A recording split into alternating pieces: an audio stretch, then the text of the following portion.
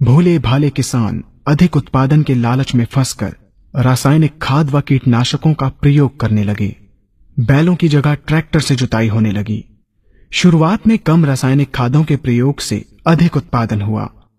धीरे धीरे रासायनिक खादों के प्रयोग के कारण भूमि की उर्वरा शक्ति क्षीण होने लगी, जिसकी वजह से उत्पादन घटने लगा तथा फसलें कमजोर होने लगी। फसलों के कमजोर होने के कारण उनमें रोग व कीट लगने लगे।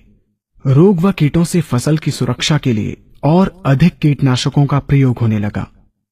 एक तरफ ज्यादा उत्पादन के लिए अधिक रासायनिक खादों का प्रयोग होने लगा, वहीं दूसरी तरफ फसलों को रोग व कीटों से बचाने के लिए अधिक विषाक्त कीटनाशकों का प्रयोग बढ़ गया, जिसके कारण उत्पादन लागत बढ़ी और किसान को लाभ कम होने लगा, बल्कि छोटे किसान कर्ज में डूबने लगे।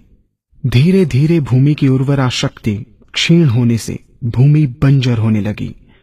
रासायनिक खाद व कीटनाशकों के कारण खाद्यान्न भी विषाक्त हो गए तथा जलवायु भी प्रदूषित हो गई, जिसके कारण मानव पशु पक्षियों के स्वास्थ्य पर प्रतिकूल प्रभाव पड़ा, जिसका परिणाम आपके सामने है। मानव स्वास्थ्य पर रासायनिक खादों के पड़ने वाले प्रभाव को आप ऐसे समझें। जब किसान फसल में रासायनिक खाद डालता है तो रासायनिक खाद में उपस्थित विषाक्त रसायन जल में घुलकर सबसे पहले जल को प्रदूषित कर भूमि के अंदर उपस्थित केचुए व सूक्ष्म जीवाणुओं को मार देता है। ये बात सभी किसान अच्छी तरह से जानते हैं कि केचुए व अन्य सूक्ष्म जीवाणु भूमि की उर्वरा शक्ति को बढ़ाने के लिए अति आवश्यक होते हैं। विषाक्त रसायन के कारण इनकी मृत्यु हो जाने से भूमि की उर्वरा शक्ति नष्ट हो जाती है तथा भूमि कठोर होकर बंजर होने लगती है। रासायनिक खादों के विषाक्त रसायन पानी के माध्यम से अन्य खनिजों के साथ फसल के अंदर पहुंचकर फसलों को विषाक्त बना देते हैं। बाद में जब खाद्यान्न के रूप में मनुष्य या अन्य पशु इन्हें खाते हैं तो ये विषाक्त रसायन मानव स्वास्थ्य पर बहुत ही बुरा प्रभाव डालते हैं तथा मनुष्य के अंदर तरह तरह के रोग उत्पन्न करते हैं। जब हम जैविक खाद का प्रयोग भूमि पर करते हैं तो जैविक खाद पानी में मिलकर पानी को प्रदूषित नहीं करती।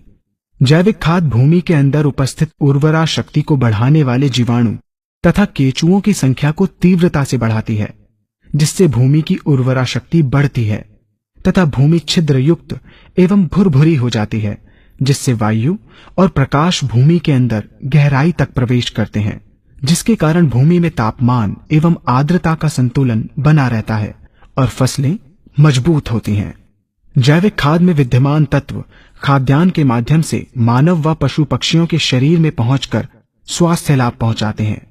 जैविक खादों के प्रयोग से फसलें अच्छी और मजबूत होती हैं, जिसके कारण उन पर रोगों एवं कीटों का ज्यादा प्रभाव नहीं पड़ता। यदि किसी प्राकृतिक कारणवश कीटों व रोगों का प्रभाव अगर पड़ता भी है तो गौमूत्र एवं औषधीय वनस्पतियों के घोल के छिड़काव करने से फसलों को रोग एवं कीटों से बचाया जा सकता है। गौमूत्र एवं अन्य प्राकृतिक औषधियों के मिश्रण के छिड़काव से फसलों का कम लागत में बचाव हो जाता है तथा वातावरण पर भी कोई दुष्प्रभाव नहीं पड़ता।